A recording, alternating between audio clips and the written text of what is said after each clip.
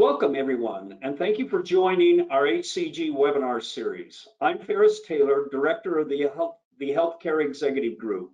Today we will enjoy a creative before and after skit, like a two-act play, put together by a team from our HCG technology partner and sponsor, SureScripts. Before starting, let me mention a couple of housekeeping things. All attendees will be on mute, so throughout the presentation, feel free to click the Q&A button to submit questions. We will save time at the end for Q&A. Second, you will note some portions of this skit have been pre-recorded, so there may be some pauses as we switch back and forth. Thank you for your patience. Third, we value your feedback and will share a survey at the end of the webinar. We'd love to hear your thoughts, especially about this before and after skit format, for envisioning the future of healthcare. And finally, the webinar is being recorded, so we will send you a copy of the recording afterwards. So let's get started. We're excited to have you join us for this unique webinar approach showing how multiple stakeholders can more easily share information and address data sharing and interoperability in more practical ways. These ideas couldn't be more timely, as many healthcare stakeholders are working remotely with struggles to share critical data and information. And consumers are cautious with how to virtually address their critical care needs. And of course, COVID has significantly complicated how we work together. And it's exposed serious gaps in the care that we strive for in healthcare. We need practical solutions, some of which we will discuss and see today. Briefly, HCG is a national network of executives and industry thought leaders celebrating our 32nd year working together to improve and reshape healthcare. Our mission is guiding healthcare executives through innovation, change, and growth. SureScripts will be sharing their interoperability innovations today. We interact regularly across multiple channels, such as this HCG webinar series, National Industry Pulse research and reports, newsletters, and other activities you will find on the HCG website. By facilitating these frequent interactions, which are all virtual right now, we provide a platform for networking, information sharing, and thought leadership. You can learn more about how we convene, network, and facilitate healthcare by going to hcg.org. Let me introduce my colleague, Melissa Warnke, who is our two-act play writer, producer, skit team director, stage manager, and all of those other things. More seriously, Melissa is the director of marketing at SureScripts, with a focus on health plans, pharmacies, and PBMs. She has been in healthcare for over 15 years, working on supply chains, medical devices, and health information technology. Has an MBA from DePaul University and a finance degree from the University of Illinois. With that introduction, Melissa, let me hand the fun part of this skit over to you. Thank you, Ferris, and good afternoon, everybody, and welcome to today's webinar, The Care We All Strive For, the Impact of Interoperability. As Ferris mentioned, my name is Melissa Warnke, and I'm the Director of Marketing here at SureScripts. And we are so excited to be here with you today and want to thank HCEG for hosting our webinar. As I mentioned in the summary of your invitation to this day, we're a little webinared out, at least the traditional webinar format. So we wanted to take some time today to revisit healthcare's shared purpose, which we believe is to make healthcare run better for everyone. So when you click disconnect today from the webinar, I hope you had a little fun, but mostly I hope you leave energized to continue this important work and maybe a little inspired to really reach for true interoperability. So I'm joined today by a few colleagues who have the pleasure of representing 4 really important individuals in the healthcare experience. While these are not the only individuals who are important in providing care to patients across the country, these 4 will try to convey for you what interoperability, and importantly, what the lack of interoperability really feels like to the individuals they represent. So let me set the stage for you a little. Carlos is our patient. He has rheumatoid arthritis and hypertension, and he has an appointment with his new doctor, Dr. Natalie Pinter. Like lots of providers, Dr. Pinter is pretty stressed and a little frustrated with all of the paperwork and processes she's had to do over the last few years. Oscar, the VP of Pharmacy at Carlos's health plan, knows based on the work that his team has been doing that it looks like Carlos isn't adhering to his hypertension medication, and they're a little concerned about that. And then last but certainly not least, Keisha Wright, our specialty pharmacist, knows the effort that it will take to get Carlos his rheumatoid arthritis medication. And she's really hoping that he started this process early enough so that he doesn't miss any one of his important doses. So as you listen today to how these individuals navigate first today's processes, I encourage you to think about how you and your teams navigate this process. What frustrations do you feel? Do you hear them from these individuals, or are there other ones that you're concerned about that you want to really think about tackling? So with that, let's listen to Act 1, Navigating Today's Process. We will open today stepping into the world of Oscar, the VP of Pharmacy at Carlos's health plan. My team is constantly faxing and sending notes to providers on patients who are concerned or have adherence gaps. And honestly, I'm not sure if all this time and effort that my team is putting in is really paying off. I'm not sure that the providers see the notes, or they may not remember to take the action when they see the patient next if it's not in front of them.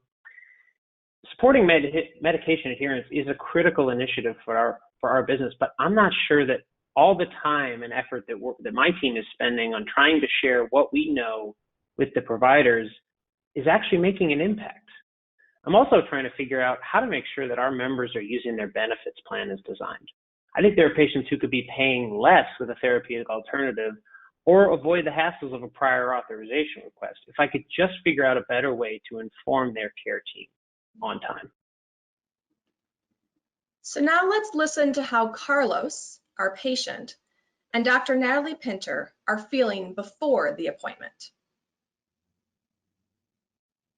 My doctor recently retired, so I had to find a new doctor.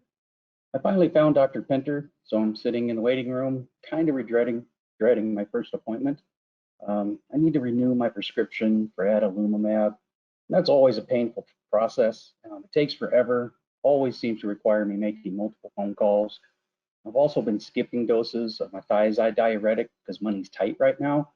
I can't afford to refill it as often as I should. I'm kind of worried about what not taking my medication has done to my hypertension, but I really don't want to tell a stranger that I can't afford my medication. It's embarrassing. I did remember to pull out my medical history binder last night, so I have that, referencing it as I filled out all this paperwork on my medical history. It's such a pain to switch doctors. I'm behind on my appointment schedule as usual. I just don't have enough time to spend with my patients when I'm spending so much time making sure I check all of the boxes in my EHR. My next patient is a new patient to my practice, which means I need to rely mostly on what he tells me about his medical history. I fear that most patients don't tell me the full story, so I'm left to make some assumptions on how best to treat them. And the paperwork involved to get some of my patients their treatment is a nightmare for me and my staff. So Carlos just finished his appointment with Dr. Pinter. Let's find out how it went. When I saw Dr. Pinter, we quickly talked through the standard questions on my medical history, including what medications I'm taking. I told her about the adalimumab, the thiazide diuretic, and I mentioned the money's tight right now, but I didn't tell her I was skipping doses. She was a little concerned about my hypertension. I'm just going to continue to skip doses and hope it doesn't get any worse. Dr. Pinter wrote me a prescription for the adalimumab and the thiazide diuretic. The thiazide diuretic is being sent to my local pharmacy, but the adalimumab has to go to a specialty pharmacy. She said her office will need to work with the pharmacy on a prior authorization and a specialty form. She said it will take a while and I should stay in contact with the pharmacy, my insurance, and her office until it's filled. She told me calling is best. Who has time to make all these phone calls? People rarely pick up the phone at the office, and the pharmacy and insurance are call centers, so I always have to repeat myself to get them to understand what I'm asking for. So here we go again. I have had this diagnosis for years, but every year it's a fight to get the medication that's working. I just finished my appointment with Carlos and I'm a little concerned about his hypertension, but he said he's been taking his medication, so I'm just going to monitor him next time he's in and adjust his dose if I need to. I wish there was an easy way to see his benefit information before I prescribed his medications. He mentioned something about money being tight. There might be a therapeutic alternative that's cheaper, but I can't easily see that.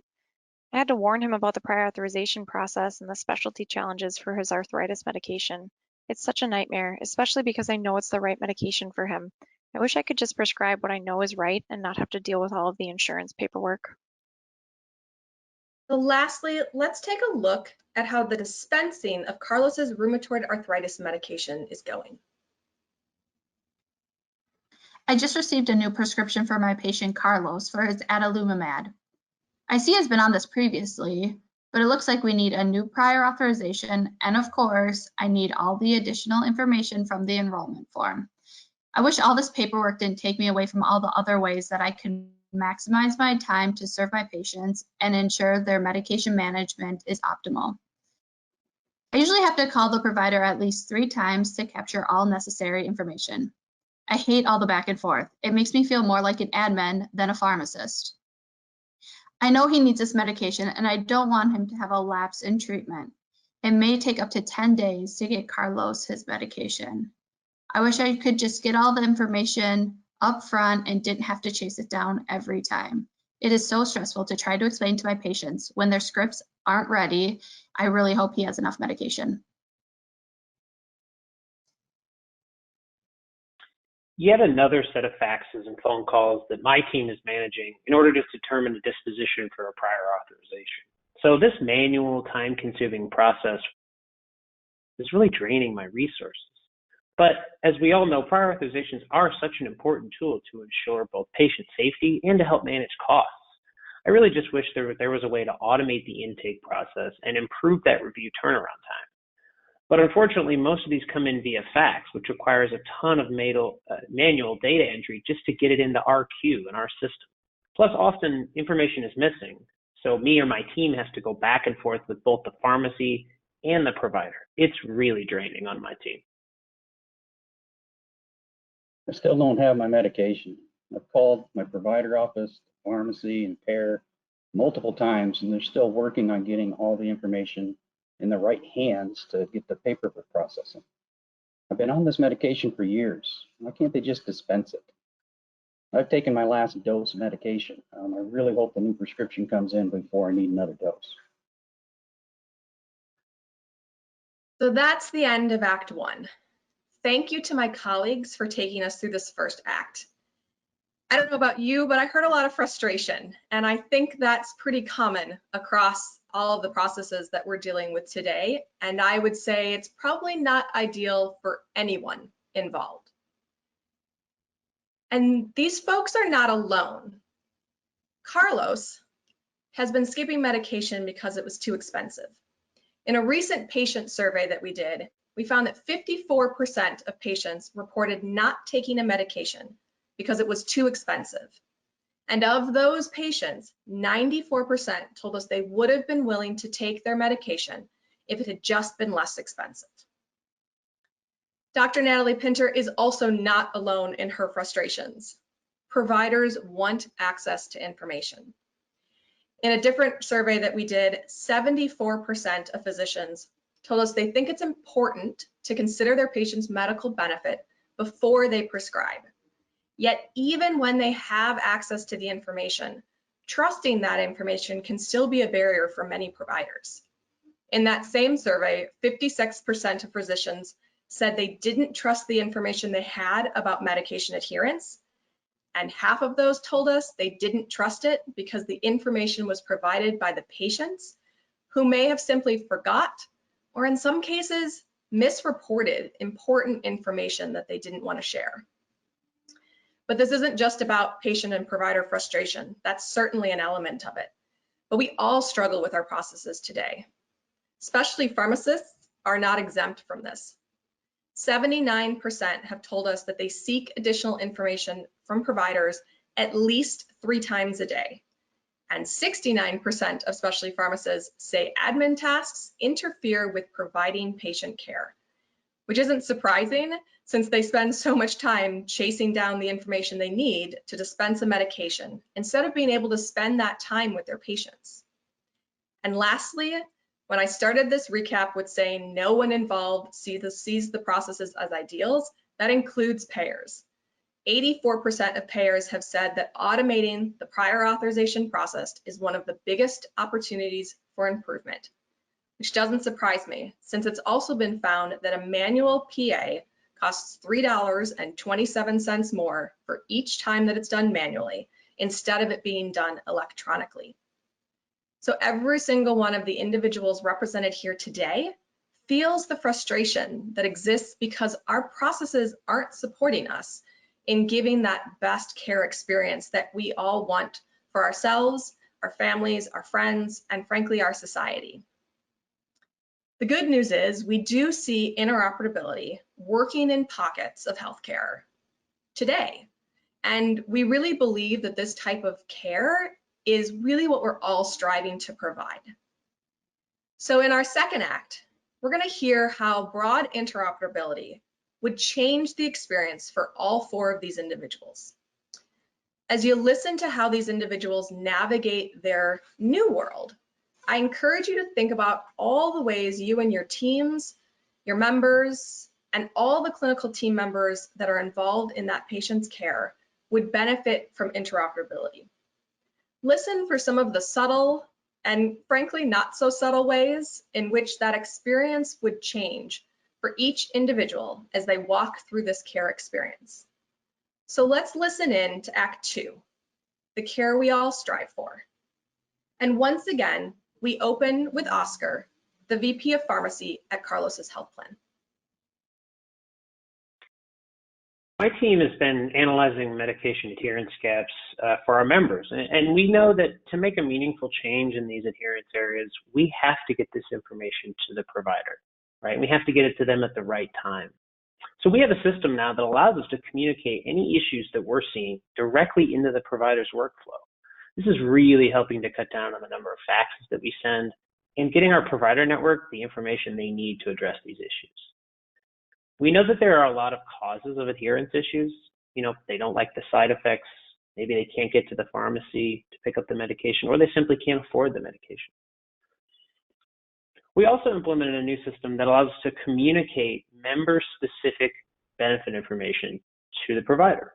And this really helps them see options for addressing the medication adherence issues and allows them to find the right medication, both clinically and financially, for the member. Right? And we see our providers make different decisions when appropriate and then change from their original medication choice to one maybe that is on formulary or saves the patient money or even shifts them to a mail order pharmacy, which avoids the issue mentioned previously of them not being able to make it to a pharmacy, for example, especially if they have mobility issues and things like that. So it really helps my team feel like we're being proactive and we're getting in front of issues instead of always coming in at the end to try to close the loop. So now let's listen in to how Carlos and Dr. Pinter are feeling before their appointment. My doctor recently retired, so I had to find a new doctor. I finally found Dr. Pinter, so I'm sitting in the waiting room, kind of dreading my first appointment. I need to renew my prescription for adalimumab, and that process is always painful.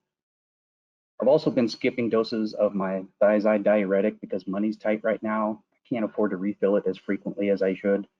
I'm worried what not taking my medication has done for my hypertension, but I don't really want to tell that to a stranger, tell them I can't afford my medication, and that's embarrassing.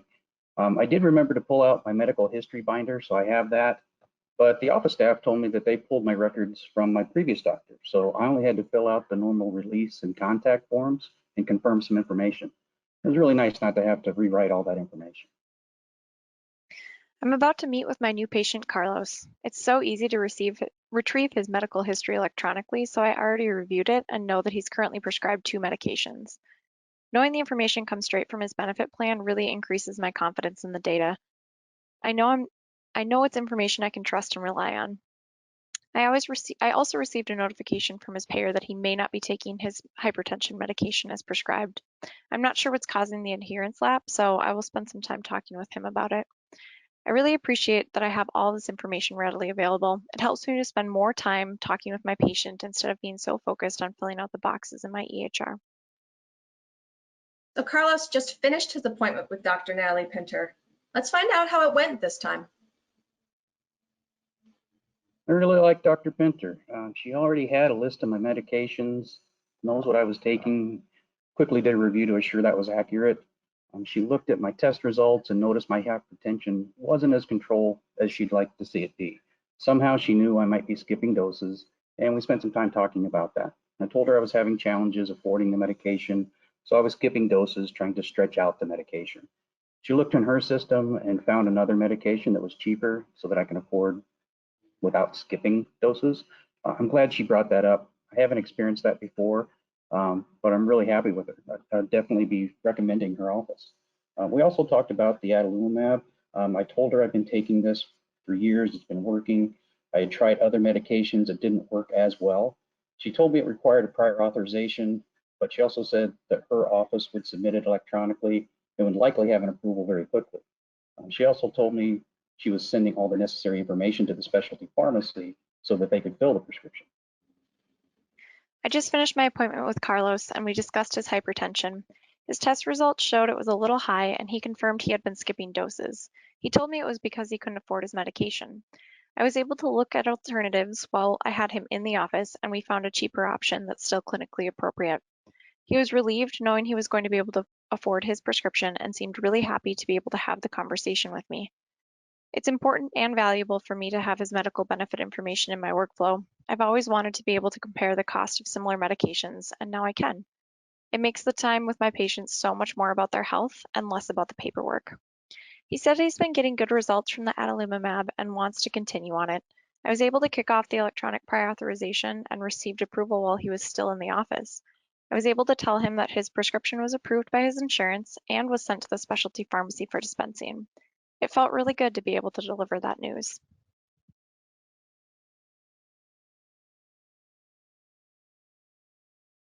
From the payer side, it's been so beneficial to my team since we started electronically reviewing prior authorizations. Our queue is much shorter since a good number of those prior authorizations are being automatically reviewed. So that really allows my team to focus on those that need a little more review, but still get them through faster. So it really allows us to prioritize and work through these prior auths much, much quicker. So lastly, let's take a look at how the dispensing of Carlos's rheumatoid arthritis medication is going this time around. I just received a new prescription for Carlos for his adalimumab. I also received a complete enrollment form with an approved prior authorization. Now I can fill his medication without any delay and without all of the phone calls and administrative work. This means I will be able to get Carlos his medication much quicker. I will also be able to focus on making sure he is comfortable with everything related to his medication management. This is why I wanted to work in this field, and this is why I became a pharmacist. I just got a call from the pharmacy. They told me they had everything they needed from my doctor and health insurance, and that my prescription had been mailed and will arrive shortly. That was a lot easier than last time. I didn't have to make a single phone call. Now I know I'll have my prescription before the old one runs out. So that is the end of Act 2. And I hope you felt the difference as you really thought about and saw what it was that Interoperability did for this process.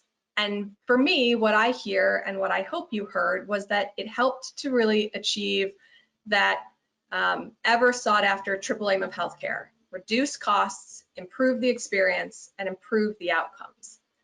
So as you reflect on this second act, I wanted to briefly summarize what I hope you heard in this new workflow experience. It always starts at the same point. Your member has a doctor's appointment. But this time, instead of that growing frustration, everyone experienced a smoother and, importantly, a more informed process. The doctor was given information from a credible source, the health plans themselves, that informed them of possible adherence issues or gaps in care even. This information is easy for them to pull out of their workflow and utilize during the patient visits. They also now have access to a trusted source of benefit information. Again, the health plans themselves. And they're able to provide patient-specific benefit information at the point of prescribing, right in the provider's workflow, that really helps to inform the best clinical and financial prescription for that particular patient. Prior authorizations done electronically, I would say, are better for everyone involved, and the information needed to dispense a specialty medication is sent up front instead of it having to always be tracked down afterwards. And throughout this process, there were ways for individuals across the healthcare ecosystem to communicate important information in a safe and secure manner. That's the new workflow that supports interoperability across healthcare. The good news is it's not just a theory. We actually are seeing transactions each and every day that are helping to make this a reality. In 2019, we saw over 136 million real-time prescription benefit checks occur throughout the year. Over 2 billion medication histories were delivered to providers in 2019, and nearly 38 million direct messages were transmitted across the healthcare ecosystem. And importantly, our patients saw savings. So for example, patients in a family practice setting saved on average $58 per prescription when a lower cost alternative was chosen. So as you reflect on the two acts that you just heard, one of the things that I am struck by is how much the healthcare delivery of today still relies on the technology of the past.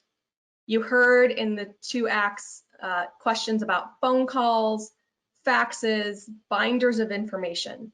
These are all old technologies. But as we also heard, the future of healthcare doesn't need to rely on the technology of the past. When we access health information in workflow, that makes that process new and into the current century. And it is more important than ever that that digital transmission of information be happening. So here at SureScripts, we feel like it's time to experience what we call a faxless future. And we know that if we achieve our goals, these old technologies just simply won't be needed anymore.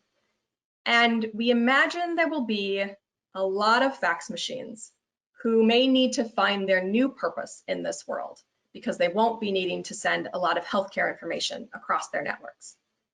So we teamed up with an artist, Josh A. Weston, to give fax machines a new and hopefully more useful purpose than the role they play in healthcare today. So we're going to play a quick video for you to show you what that new purpose might be for these fax machines.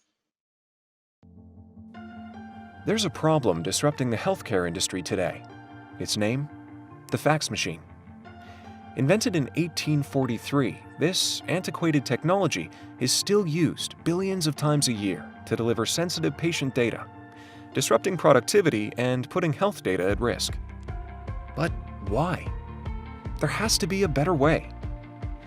What if the future of healthcare didn't rely on technology from the past? It's time to experience a faxless future. A future where every fax machine is free to find its new purpose. SureScripts teamed up with maker, artist, and blacksmith Josh A. Weston to rethink the fax. Josh helped these former fax machines trade in their jammed cover sheets and ear-piercing noises for a new life as an artifacts. No more putting health data at risk, disrupting productivity, lacking basic compliance and audit requirements, and no more delaying a patient's treatment when a prescription is not filled in a timely manner. To deliver trusted, actionable patient intelligence effectively and efficiently, let's unplug those fax machines and swap them out for SureScripts in-workflow solutions that align better with patient care. Because together, we can save time, increase accuracy, lower costs, and provide quality care.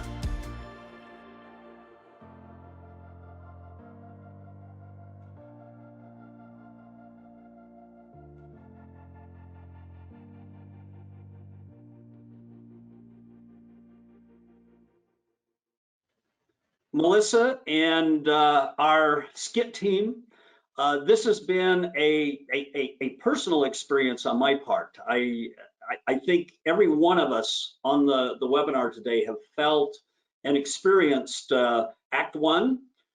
Maybe we haven't experienced the full amount of Act 2, but we see questions coming in here, and we have been watching some of those questions, and I can see that you and your actors embedded them into some of your summary and into that. For those on the webinar, you can continue to submit questions in the Q&A box on the side of your screen, and we are going to take some of those questions right now, and then if we don't get to all of those questions, we'll get back to you afterwards. But you know, and Melissa, I wanted to say my first exposure to SureScripts was several years ago at HIMSS, when you did an interactive live demo like this, but it was just on one topic. It was on that prior authorization process. And you know, at some point we can come back and talk just about prior authorization, but just that one component would take so much of the frustration out of all of the players. Every actor that you had in your skits would benefit from that. And so one of the questions kind of relates to that that's come in, and I'll read it. The process shift requires a certain amount of behavior change from providers and pharmacists and others. What have you seen as the best practices for driving that kind of behavior change? Yeah, so it's a great question, and it is absolutely true. There is no question that all of this requires a behavior change from everybody. And I would say one of the biggest would be from providers. So one example of that is a lot of providers aren't comfortable having that cost conversation yet with their patients. That's not been a traditional role that they have played in their doctor's offices. They haven't talked about cost because they haven't really seen it. And so it's been something that they a bit avoided. And so one of the things that we're seeing that really helps to combat that is trust in the data, is how I would summarize it. And that trust comes down to both consistency and data accuracy. So we've had providers tell us that they really value the tools that provide this information to them in their workflow, but they want it for every patient. They want to know that they can use it every single time somebody walks into their office. So I would say one way that we see behavior changing is the more who are participating from the health plan side, from our PBM partners, the more that that behavior is becoming part of their pattern, because they're able to use it and know that it's going to be there every single time, and that it's going to be consistent for all of their patients. So I would just encourage you that if you've turned these services on, or if you're thinking about it, consider it for all of your members, as that's really what the providers have been asking us for, at least. And then accuracy of the data is critical.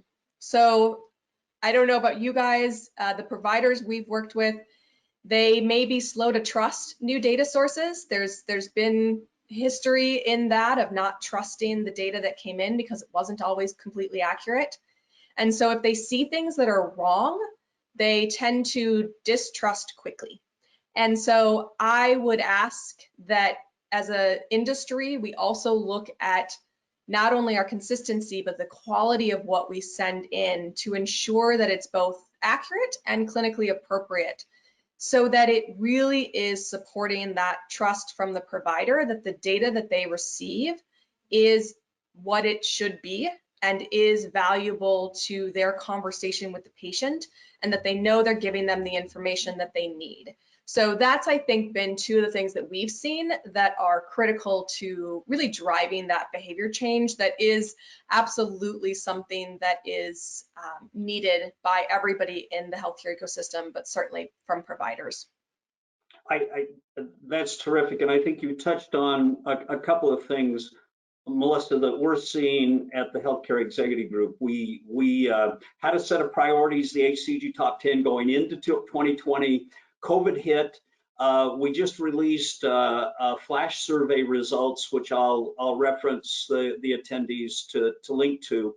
But we did see, especially for the providers, as you've highlighted here, that the issue that is the top of the list for them is that cost and transparency issue, and facilitating that is really important. I would also say that I think, as I said up front, COVID and the pandemic has opened the door for us to have much more conversation around these tough questions. Consumers maybe in the past have been kind of disengaged from their healthcare. You know, I can do anything I want to do. I can eat what I want to eat. I don't have to exercise. And when I get sick, it's the doctor's job to make me better. And COVID has pointed out that when you have a pandemic, all the doctors in the world can't make you better. It comes back to all of the players, including the consumer. And the other thing that just societally we have experienced is that money isn't the only scarce commodity that consumers have. Their time is becoming more and more valuable and more scarce. And so as I sat in Carlos's shoes in Act 2, I was very impressed. So that relates to another question here, and that is getting specialty medication into the hands of those members that critically need it in a timely manner is very important for adherence and for managing the health. Now, there were tidbits there in your actors that kind of indicated that there are in this future, there are new tools. Without a sales pitch, what are those tools, Melissa, that you're alluding to? Yeah, of course. Happy to answer that. So I would say 2020 has been a big year for streamlining the process of getting especially medication to the patients who need them. So from SureScript standpoint, in January, we launched something called Specialty Patient Enrollment. What this does is this is the tool that sends that data. So every specialty medication requires this form to be filled out that has a bunch of information on it that allows the specialty pharmacist to dispense this medication and have the information they need to process the claim and do what they need to do. And so what this tool does is it collects all of that necessary data from the patient's record, and it sends it to the pharmacy and the specialty hub in order to start that processing work. So that was in January. Then in August, we launched 2 additional features within the specialty pharmacy market that really get after filling in some gaps. So Specialty Medications Gateway is a solution that retrieves missing information. It works in conjunction with specialty patient enrollment, or it works on its own. It kind of depends on how you set it up. Each customer is a little different.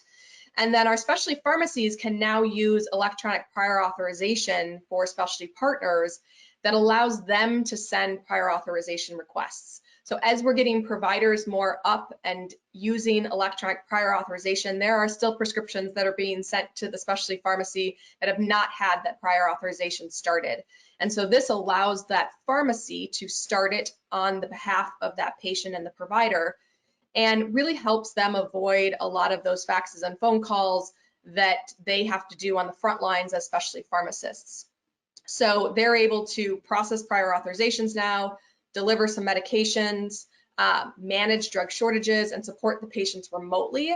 And then patients get to avoid that delay in treatment, which is really important. So we're really excited to bring these solutions to an area that hasn't had as much innovation over the years, but is, for every person that was represented here today, is a significant opportunity for all of us to innovate around and to make sure that we're managing the costs of these really expensive, but in many cases, really valuable treatments to patients to help keep them healthy and keep them ideally out of more expensive sites of care due to a gap in medication or a delay in that treatment. So we were really excited about it. I expect ourselves and others that specialty medications will continue to be a focus into 2021 and beyond as we really look to innovate in that particular space where we know there's a lot of impact that can still be made.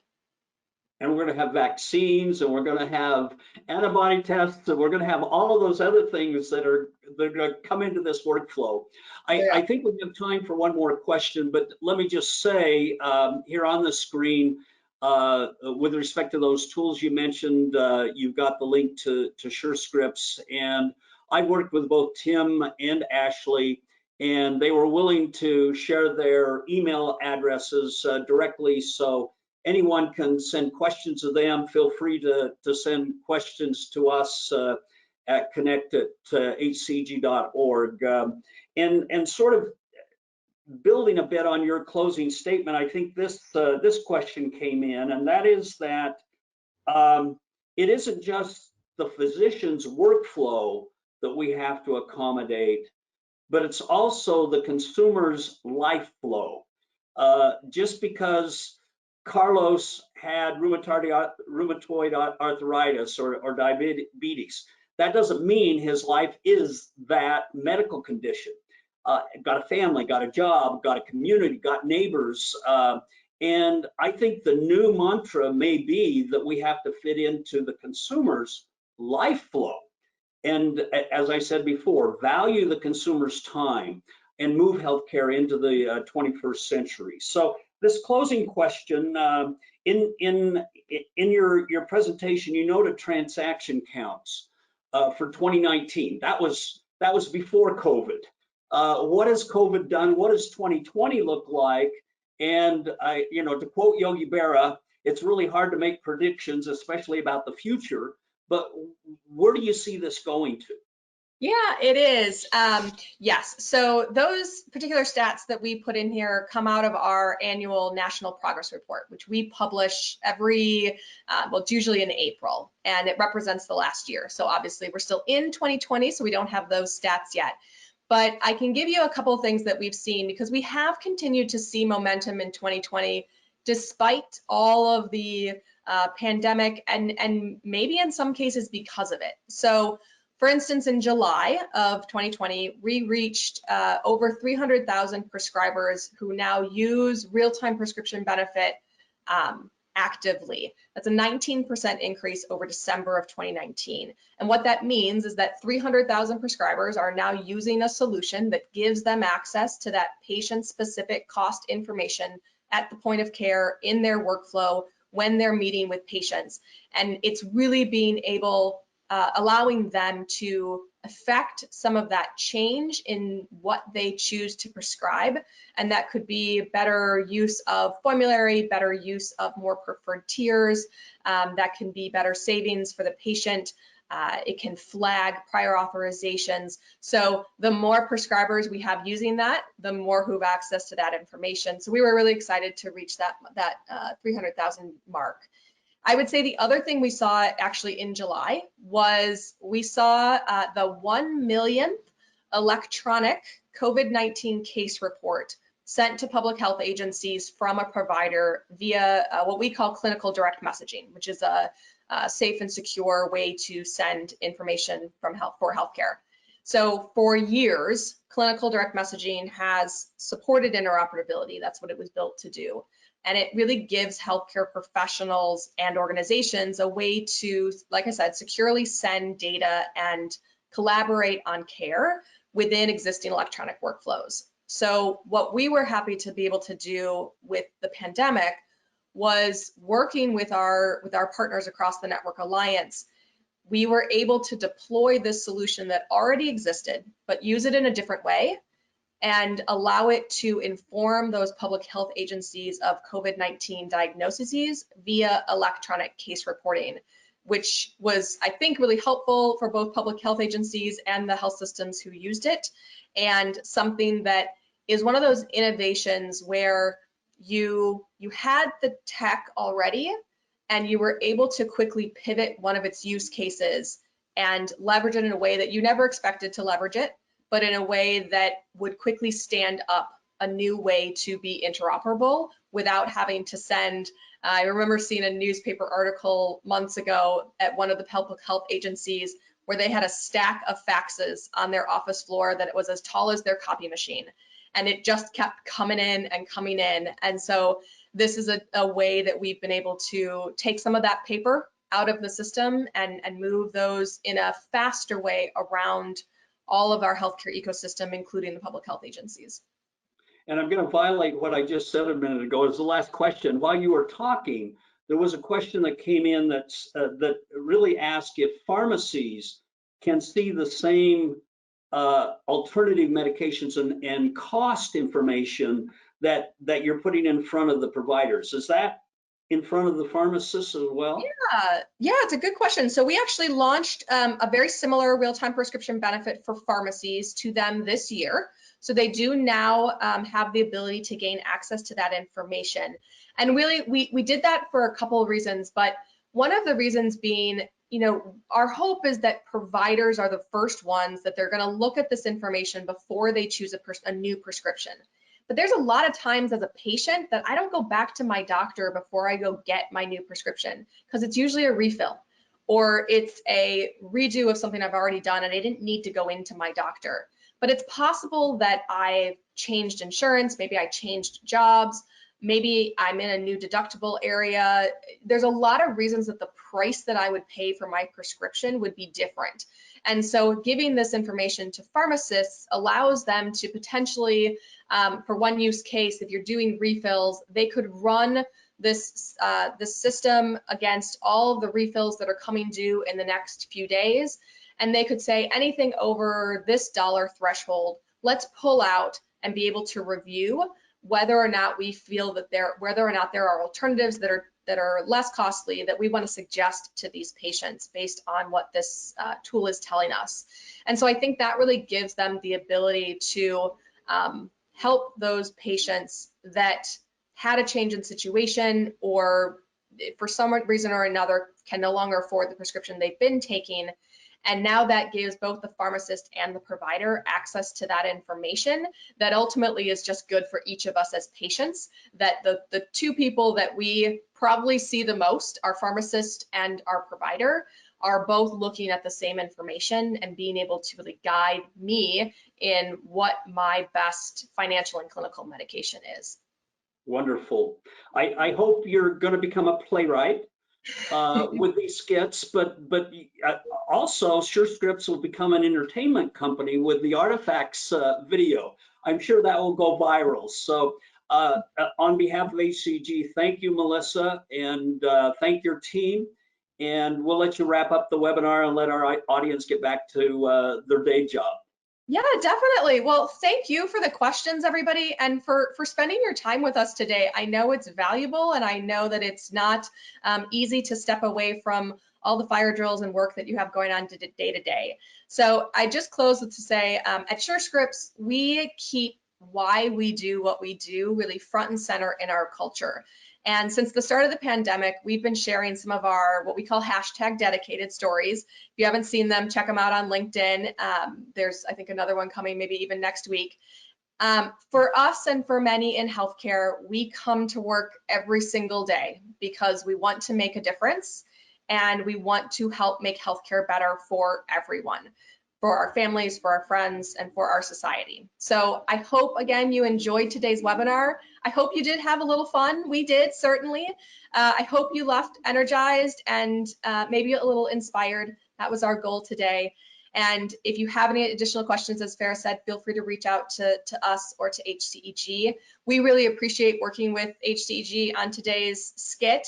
And we know that by working together, we can really make interoperability a reality.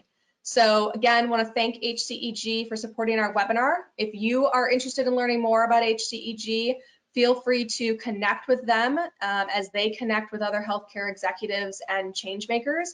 They have a wonderful presence on their social media channels on Twitter and LinkedIn.